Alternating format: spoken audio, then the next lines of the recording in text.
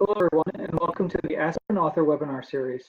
Today's topic is the move to video and quiz-based supplemental legal education. Before we begin, I have a few housekeeping items to review. First is the audio for this webcast is through internet only. Please use your headset and earbuds to listen to this presentation through your laptop and mobile speakers. Second is this is a one-way communication channel, which means you can hear us, but we can't hear you. So if you have any questions, please use the chat feature to the right of your screen. And now I will hand it over to Joanne to introduce today's presenter. Thanks, Neil. Hey everyone, thanks so much for joining us today. I'm Joanne Butler, and I'm the managing editor for the doctrinal list here at Aspen Publishing. I have the good fortune to work with an amazing team of legal scholars to develop learning resources for first-year law students. It's my pleasure to introduce you to a member of our esteemed author team, co-author of an exciting new learning resource called PracticePerfect, and our presenter for today. Julie E. Steiner is Professor of Law and Director of the Institute for Legislative and Governmental Affairs at the Western New England University School of Law. Her scholarly work focuses on legal policy reform and enforcement theory. She teaches cannabis law and policy, torts, environmental law and land use, and introduction to law. The passionate educator, Professor Steiner has been consistently recognized and awarded for teaching excellence. We're pleased to welcome Professor Steiner and have her share some tactics and resources that have increased engagement and learning outcomes for her students. Professor Steiner, it's all yours. Thank you so much. Thank you, and good afternoon, everyone. Thank you for joining us, and thanks, Joanne and Neil, for your help with this talk, and Joanne for that very lovely introduction. I appreciate it. And to all the folks at Aspen Publication for being pioneers in what I'm about to discuss with you today. So really, what I'm about to discuss is effective learning, I think. For law students, you want to learn and you want to do it in the most engaging way possible. And for all the professors, the teachers out there, we want to be the best we possibly can be at what we do. And I say that wholeheartedly because I am a teacher in mind, body, and soul. But of course, no matter what, we can always strive to evolve, just like we encourage our students to do, to be better and to be more current at what we do. And one of the ways to do that is to identify new and superior ways to reach and teach today's audience, and really that journey and being open to new and different approaches has led me to what we will today discuss. And so I thought we would use our time together today to discuss this movement, to think about what is going on and some available applications. And so I'm going to introduce you to one that I have been involved in called PracticePerfect. And in so doing, I'll tell you about what has transpired to date with PracticePerfect, and I will share with you a video so that you can get a feel for the learning modules, because you can describe it, but it's not until you really see it that you can appreciate what it is. And also I'll show you how students apply their newfound knowledge through quiz questions. And finally, and probably most importantly, I want to leave some time to answer any questions that you might have. So with that, first, let's talk about this whole movement to video and quiz-based legal education. And to start, I think let's start with where we, for the most part, are at already in the legal academy, and frankly have been for a very long time. And myself included, I'll note that, most people who know me probably do not reach for the word traditional to describe me. And anyone who knows me on this webinar is probably laughing right now. But in what I'm about to describe, it really turns out that I am. So let's take an example. And I'll use one of the primary courses that I teach, which is first-year torts. In teaching it, I have adopted the traditional law school teaching model, the very same one that my professors used when I went to law school, the very same one that their professors used before then, and so on. And so that's because in teaching this class, I use a casebook, I assign material for my students to read, which generally consists of cases that are carefully curated and excerpted to highlight the particular elements of the torts under focus. And then we come into class and we utilize Socratic dialogue, and we discuss and appreciate a more nuanced level of doctrine through that dialogue. And when done correctly, this is an excellent method. Indeed, it's one that's been used to train sophisticated lawyers for well over a century. But, is this the best or the only way to learn? And really, I suggest not. Our paradigm has shifted. And now, as a result of technology advances, video and quiz-based learning is an available and powerful tool for legal education. It's important for students, and it's an important tool for law professors. And so, I really want to take you through, the aspects which, for me, explain why that is so. And, so first of all, video learning is effective. It affords students, learners, a deep and very clear dive into specific topics. And videos, particularly ones that integrate quizzes, facilitate critical thinking. Knowledge that the students acquire from doing this is going to be deeper and therefore retained longer. And of course, it's very helpful to students. It's going to help them see even more nuance to the doctrine than we are able to provide in the classroom.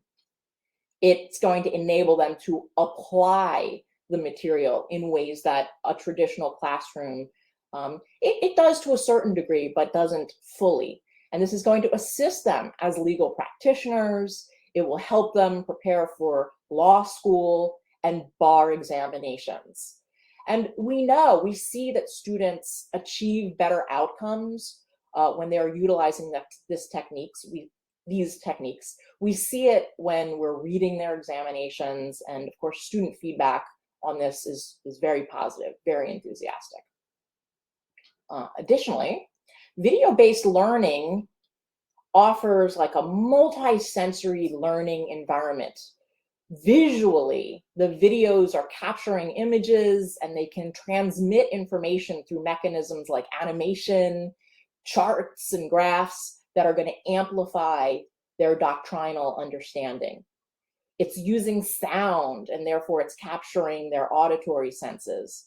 And I think it's very important to point out that it has closed caption and audio description functions, so that way it's vision and hearing accessible.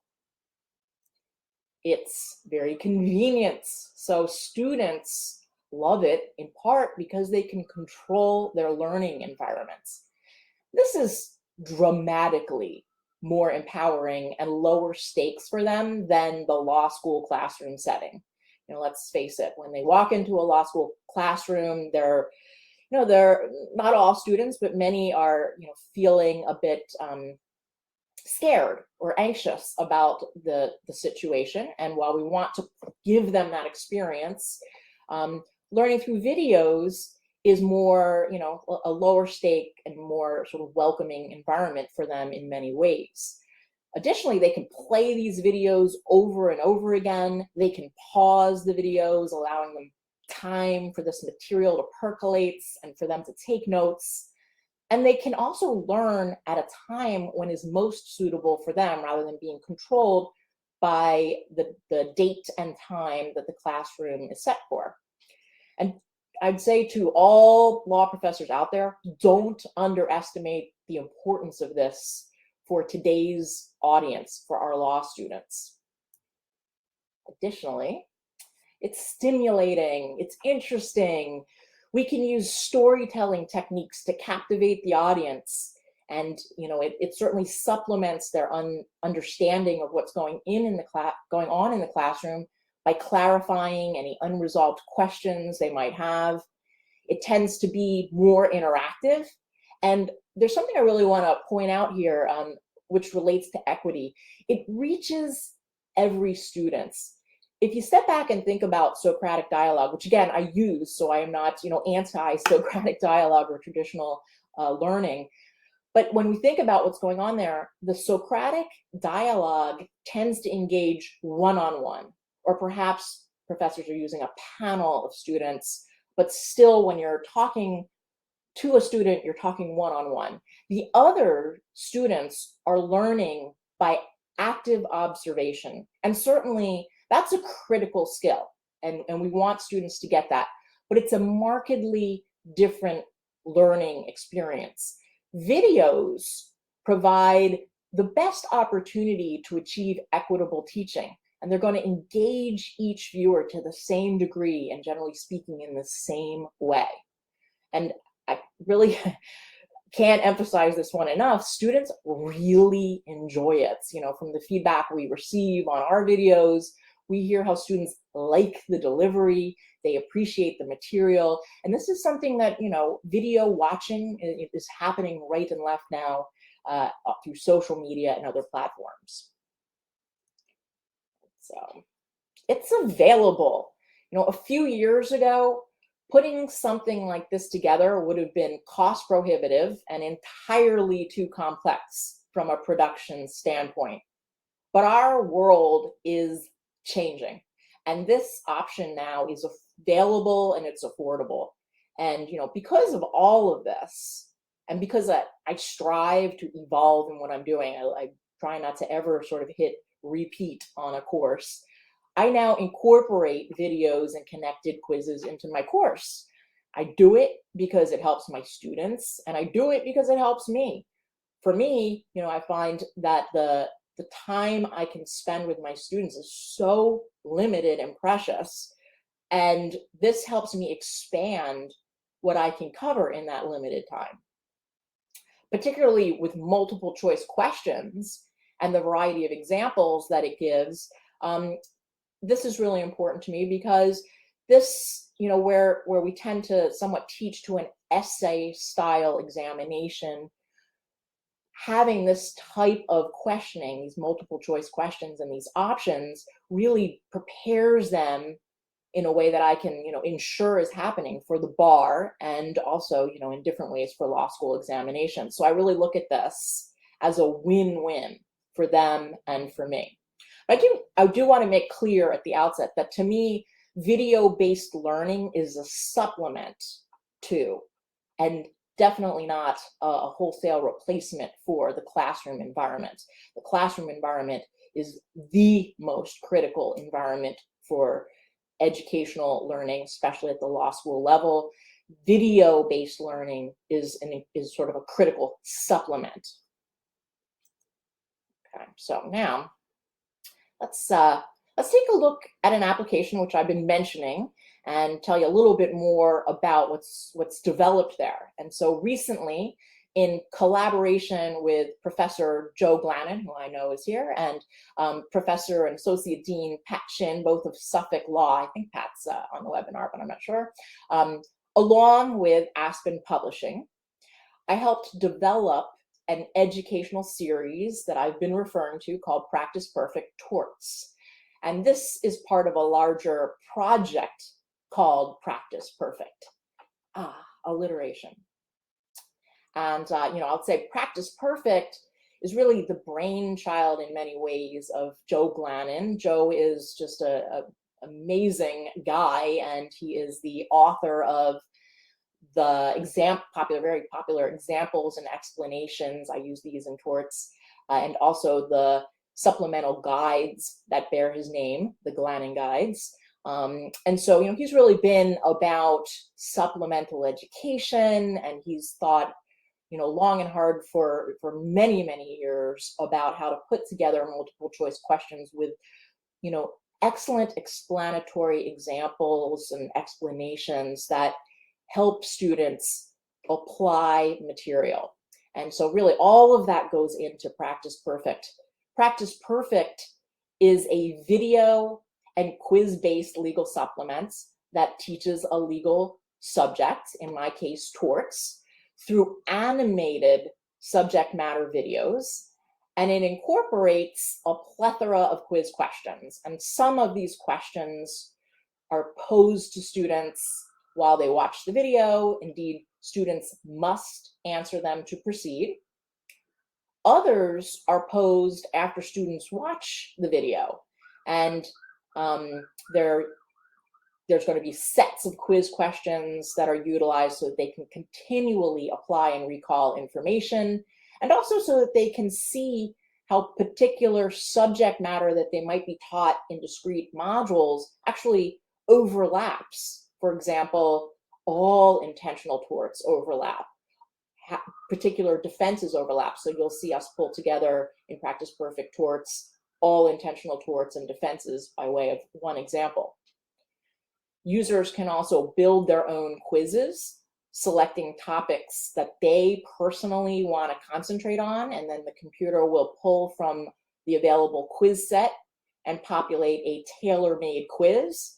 So that's really, directly made for them. And they can also take omnibus or comprehensive quizzes.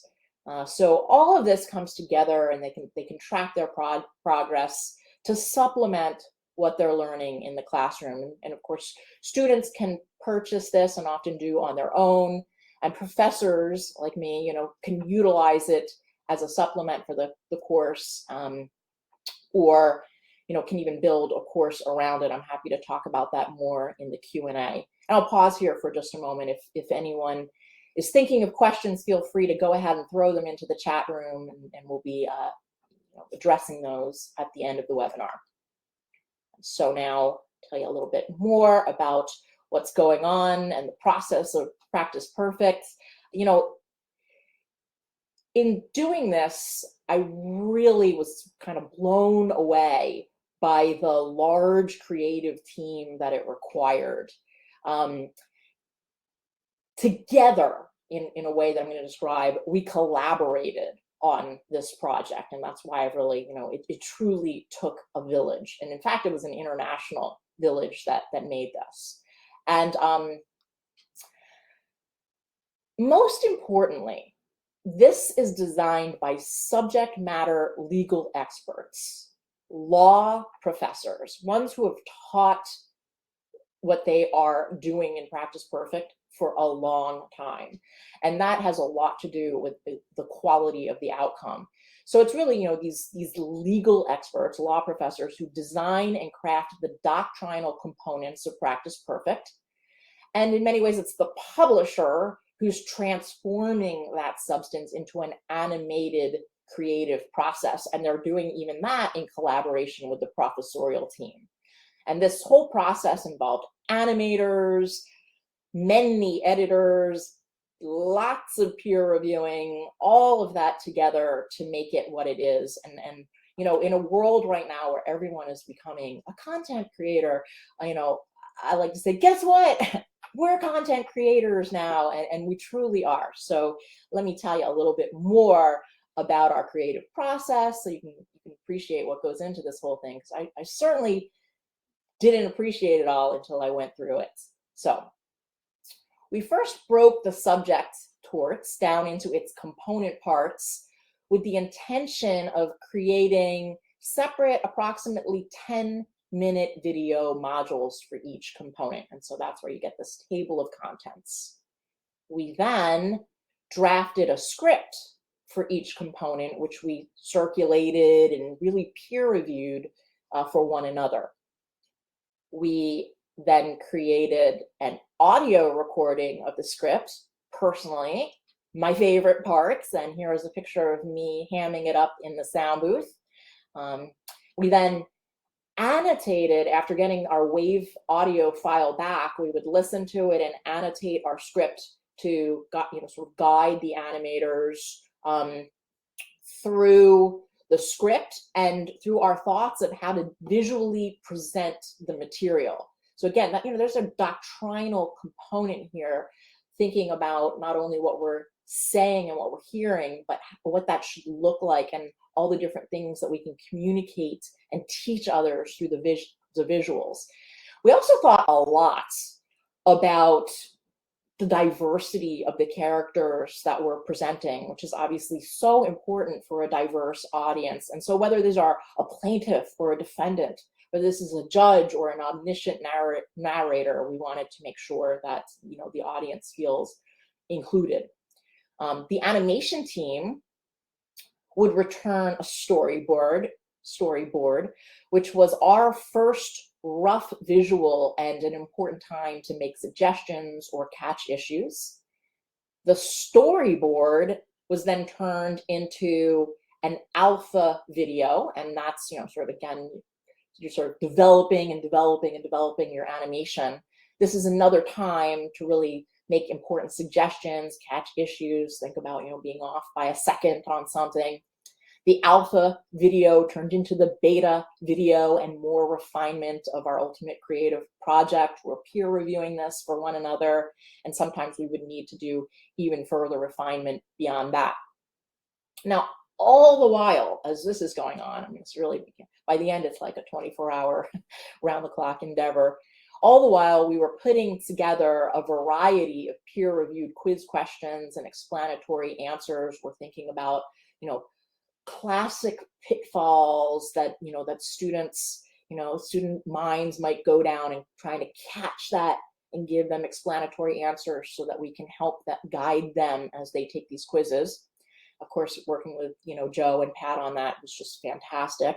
Until, if I could do a drum roll, I would, but until our final video emerged. And, you know, ultimately we would, you know, we had videos for all the different components of our table of contents. But what I would like to do, because you can describe it, but nothing substitutes for watching it. So this is a 9 minutes, but hopefully an engaging 9-minute video. And I'd, you know, love to share it with you. I'm going to share my screen. This is false imprisonment. Feel free, because there will be questions interspersed through it, that if you want to throw answers into the chat room, feel free to do so. But if you don't worry about it, because again, this is low stakes. So with that, hold on one moment.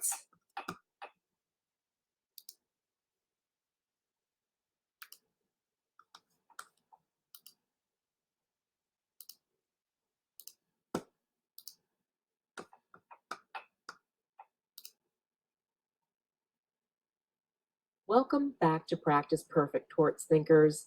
This is a review of false imprisonment, an intentional tort that protects an individual's interest in freedom of movement. False imprisonment redresses the dignitary or physical harm that results when one's will to choose their location is subordinated to the will of another without right or privilege. To succeed in an action for false imprisonment, the plaintiff must show the defendant acted with the intent to confine the plaintiff or a third person within boundaries fixed by the defendant actually confined the plaintiff, and the plaintiff was either conscious of or harmed by the confinement. Let's break these elements down one by one. First, the defendant must voluntarily act. Suppose Jack and Jill are camping. Jack, while soundly asleep, closes the door to his camper, confining Jill inside. Here, he will not be liable because the sleeping Jack did not voluntarily act, nor in this example did Jack evidence any intent. Intent for false imprisonment means the same thing as it does for other intentional torts. One acts with the intent to falsely imprison when they have the purpose of confining another, or when they act knowing the confinement of another is substantially certain to occur. Imagine Jack thinks Jill is outside the camper fetching a pail of water, and Jack locks the door to the camper to secure it, planning to go help Jill with her task.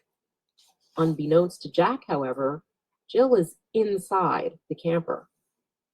Jack didn't have intent to confine because he didn't try to lock Jill inside, nor did he know Jill was inside. Note that an actor who doesn't act intentionally might still be liable for negligence when his unreasonable but unintentional act causes harm. Now, if Jack did mean to lock Jill inside, then Jack certainly would have intent to confine. Here's a twist. What if Jack meant to lock Jill inside? But unbeknownst to Jack, Jill was outside fetching a pail of water. It was Jill's younger sister, Jane, inside the camper. Did Jack have intent to confine Jane?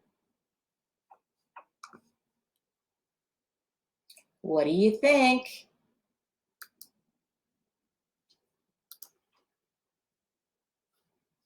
Oh. Yes. In this situation, the law will transfer Jack's intent to confine Jill to an intent to confine Jane. For more information, see our PracticePerfect review on the intent requirement. What if Jane decides to get back at Jack and locks Jack out of the camper? Is this false imprisonment? No. To be false imprisonment, the defendant must fix the boundaries that confine the plaintiff. While locking Jack out prevented Jack from entering into a place he wanted to be, it does not confine him to boundaries fixed by Jane. Let's turn to the next false imprisonment requirement, actual confinement, and return to poor Jack and Jill. If Jill locks Jack in the camper with the intent to trap Jack inside, and there is only one way in and one way out of the camper, Jack is, obviously, actually confined. But what if we gave the camper a back door? Is Jack actually confined? No.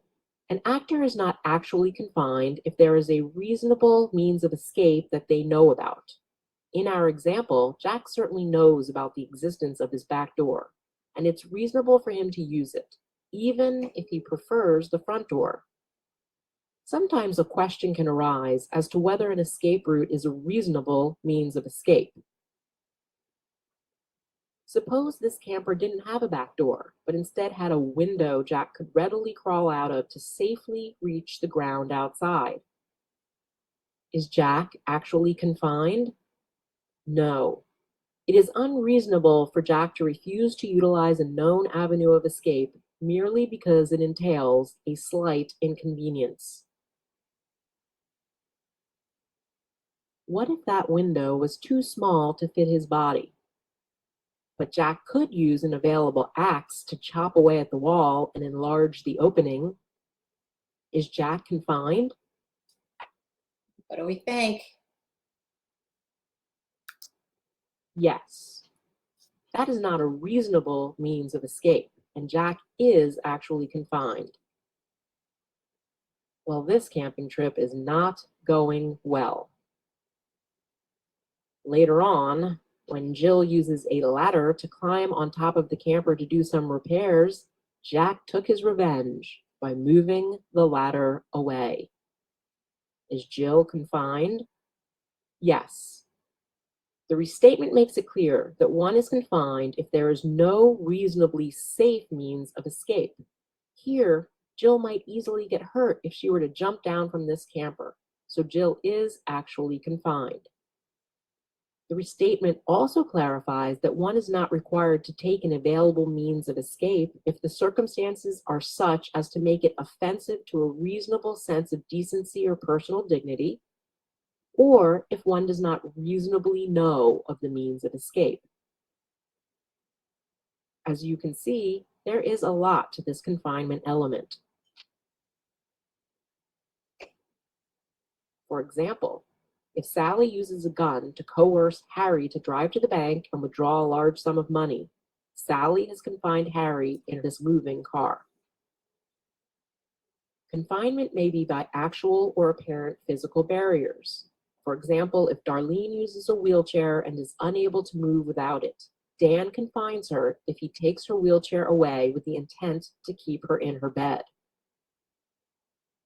The confinement may be by physical force, and it can also be by a threat to apply physical force. There may also be confinement by submission to a threat to inflict harm upon a member of the other's immediate family, or when an actor unlawfully conditions another's ability to leave on the relinquishment of his property. Confinement may also be by taking another into custody under the assertion of legal authority. The final element is that the plaintiff must either be conscious of or harmed by the confinement. Suppose Jane is sleeping when John intentionally locks her in her room, and when she awakes, John has already unlocked her door. Here, John is not liable. This is true even if, when Jane wakes, she is upset to learn of her confinement. No liability, because she was not contemporaneously aware of the confinement nor injured by it in any way. Finally, there is no false imprisonment if there was a legal privilege to confine or if the plaintiff consented. In addition, many jurisdictions recognize a so-called shopkeeper's privilege to detain someone for a reasonable time and manner if the merchant had probable cause to believe the person detained has unlawfully taken merchandise. The restatement does not address whether these are affirmative defenses that the defendant proves or whether proving lack of consent and legal privilege are elements of the plaintiff's affirmative case, and jurisdictions appear to differ on their approach to this. This concludes our PracticePerfect review on false imprisonment. We recommend you practice applying this information by taking our false imprisonment PracticePerfect quiz.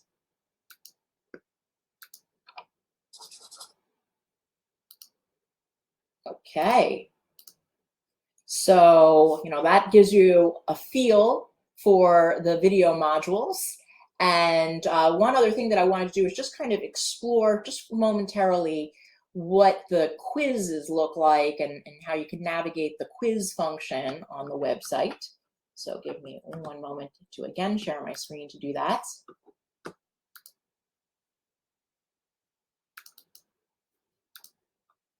And what you're seeing here is if I were to click on this tab, we've got videos and quizzes, what comes up with what populates when we click on quizzes. And if I were to click on these different things, you'd see our comparative quizzes that compile together material that is similar or that has overlap. And so, we've put together elements of negligence, joint several liability with comparative fault and contribution among joint tortfeasors. I mentioned before, intentional torts and defenses. So students can take these quizzes and then they would get, detailed explanations to the answers. Why is something right? And also, why are the other choices wrong? All of those are important for engagement. They can track their progress. I cleared my screen previous to this for the most part, but it can give you confidence dashboard. They can see where they stand and what they have done and what they haven't done. And I mentioned before that they can build their own quiz at any time, clicking on things that they might personally want to work on. They can create a particular number of questions. They can do it under time or without a time limit. And so, all of this together with the videos. Here's a view where you see the table of contents and table of content form. You can also change the layout here to see it in video form. All of this together comes together to make PracticePerfect what it is. And with that, that's really what I have for you. And I think, more importantly now is to answer any questions that you might have. I'm looking at our chat room and I see that Tiffany asked whether PracticePerfect is available for constitutional law. A great question, Tiffany. I do know constitutional law is about to come out, and most schools, not always, will break constitutional law down into constitutional law 1 and constitutional law 2. And I know that they've covered constitutional law 1, which will be emerging soon. and that they are working on constitutional law. Yeah, too. and Julia, we continue to And build out new course areas for PracticePerfect, and so definitely anyone online in the webinar, if you have a question about a specific course area, definitely reach out to your Aspen sales rep, and they'll be happy to kind of give you a timeline, or if it's something we haven't started with yet, definitely put it into the queue for us as something that's been requested. So, and I just want to say thank you for a wonderful presentation today. Really appreciate it. As you mentioned, we've entered the Q&A period. So I just want to remind everybody before we start, if you do have a question, please add it into the chat, and I will read it aloud to our presenter. We do have a couple questions already, so I'm going to get started with those. The first question is, how do you recommend integrating videos and quizzes into an existing course?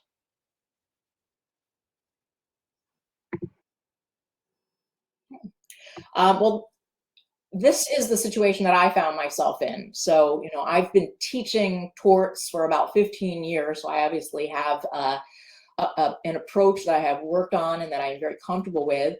And PracticePerfect torts that we worked on, came out just last year. So I was in the position of integrating PracticePerfect into an already existing course. So really what I did, was I just assigned modules. I looked at the PracticePerfect modules, and I didn't, reinvent my own wheel, which I felt really good about. I just assigned the PracticePerfect modules to correspond with what I was covering and when I was covering it, even if it was out of order with PracticePerfect. And then I assigned the quizzes for the students. And so, I know in my institution, we're always trying to push for enhanced and different ways to assess students to help them prepare for practice in different types of examinations beyond like a law school essay style. And so I really appreciated now having this multitude of multiple choice questions. Also, I don't know how many folks use teaching assistants, but I have started to use teaching assistants for torts, and I found that it was really helpful to them to have these modules. So they would watch the modules, they found that helpful, and also they would use these quizzes as a basis for their own review sessions with students, and I think everyone really appreciated the ability to utilize. Great, thank you. It sounds like it was pretty flexible and easy to implement. So that's great. The next question here is, what if students are exposed to material in the videos that extends beyond the scope of what is covered in class? So how would you handle that? Okay. On this, I'm a realist. Students are already exposed to supplemental material not covered in class. I think, I just take that as the starting point. They have the internet. They have commercial outlines.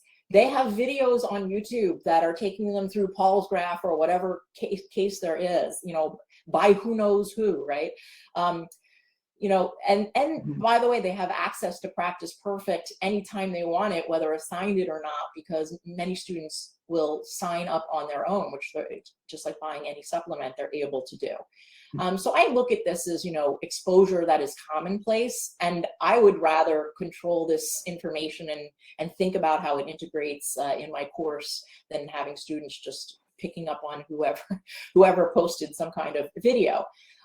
Also, I think, if properly instructed, this is a good thing. We can't cover everything in class, but our students do need to know things that go beyond the scope of our coverage. They need to know it as practitioners, and they need to know it for the bar.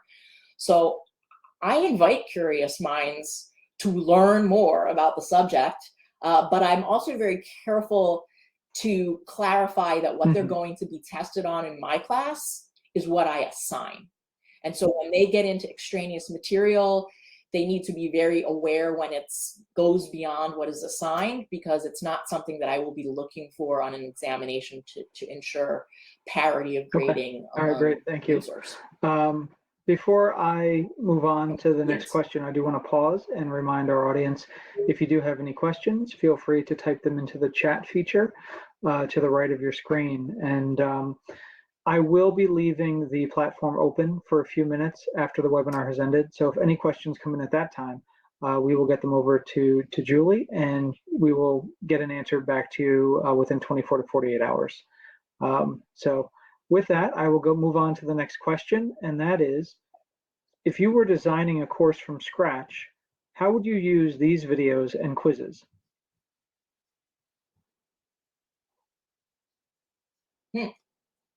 Okay, so we I haven't. previously talked about, people who are already having something going on, but and I actually have a colleague that did this, who started teaching civil procedure and utilized PracticePerfect. So to me, this is the ideal scenario. If I could start over again, I would, look at our the PracticePerfect table of contents as a guide, and obviously with tweaks as you see fit, on how to organize a course, because that's something I spent so much time thinking about. But, we all know as legal educators, it takes a couple of times running through something in that way to really think about how you want to organize something. So, I would have loved to have something like this. And, I still would assign casebook readings that are corresponding with the modules, and then assign the modules, but I think I would have done it more in tandem with PracticePerfect. And I really have to say, it would have been very helpful for me to have been able to listen to these videos when thinking about my own lectures. And that's not to say that we aren't capable of creating lectures, of course, and by definition, we are. But this is a very helpful tool. I mean, here's a lecture by professors who have done this for so long. So I would have loved to have had it. And, I would certainly, again, just like I do now with an ongoing course, I would assign the summative quizzes after the lecture and assign more cumulative quizzes after the related concepts are covered. And just, like an added thing to think about for professors, you can also use these materials as a flipped classroom, perhaps on occasion, perhaps, you want to do a whole class that way. But in doing that, you can assign students to read or to watch the videos and to do the quizzes. And then you can start off your class with, with that basis and kind of take it from there. Now that they've done that and watched this video, you can have a Socratic dialogue or a lengthier discussion about what it is they have learned from these videos. No, thank you. I'm really glad you brought up the flipped classroom idea as well. I think that's a great use of the product. And so there is a question that I'm going to answer. It's about the recording of the presentation. So I do just want to let our audience know that after the webinar has ended, within 24 hours, you will receive a recording in your email of this presentation that you can access at any time. So just want to let people know that now. And Julie, I do not see any other questions at the moment. So I want to turn it back over to you for any final thoughts you may have. Mm-hmm. Okay, thanks so much, Neil. Let me just kind of give you my contact information. In conclusion, I just thank everyone for their interest in this, whether you're here on the webinar now or afterwards. I just, we're at such an important moment in time. The world is changing, and technology, social media, YouTube, creative content is happening right and left. And I really just encourage everyone to embrace it. Not fear it, but embrace it, and to recognize it as a good thing. And and I think that curated content by experts is just such a helpful component of what we will be able to do, and how important it is for students, because they're going to find it interesting and helpful, and gives them additional practice. So I look at it like an exciting moment in time and not something to be feared. And if anyone has any questions if they watch this video now, or they're able to watch this webinar later on, please do. I put my contact information. Please do feel free to reach out to me. I'd love talking about this, so I'd be happy to further chat with you about it. And again, thank you so much for your interest. And Julie, thank you for a Aspen, wonderful for webinar. hosting We this really webinar. do appreciate your time and the effort that you put into this. It was really excellent. And with that, the webinar has ended. So I want to thank our audience for joining us today, and we hope you have a great rest of the day. Thank you.